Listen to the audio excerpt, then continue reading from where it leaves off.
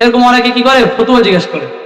ভাই এক্ষেত্রে সহজে বুঝেন, আপনি যখন এটা নিজে বুঝেছেন যে আপনার এই ইনকাম কি হারাম, তাহলে প্রথম সিদ্ধান্ত হলো আপনাকে কি করতে হবে, হারাম চাকরি ছাড়তে হবে। হারাম চাকরি কি করতে হবে, ছাড়তে হবে। এখন আপনি যদি অপেক্ষায় থাকেন যে আমি এই যে চাকরি করছি এরকম আরেকটা চাকরি পাইলে তারপর ছাড়বো, তাহলে জীবনে আপনি এরকম চাকরি পাবেন না।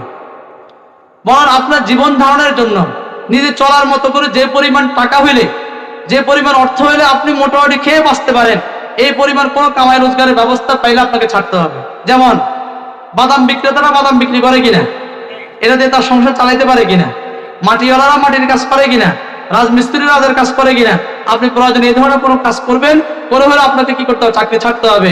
নতুন এই ধরনের আর একটা এসিওয়ালা অফিসওয়ালা চাকরি পাওয়া পর্যন্ত আপনার জন্য এই চাকরি করার ফতুয়া যদি কেউ দিয়ে থাকে, এই ফতুয়া ভুল, আপনার জন্য চাকরি করা কোনোভাবে বৈধ হবে না।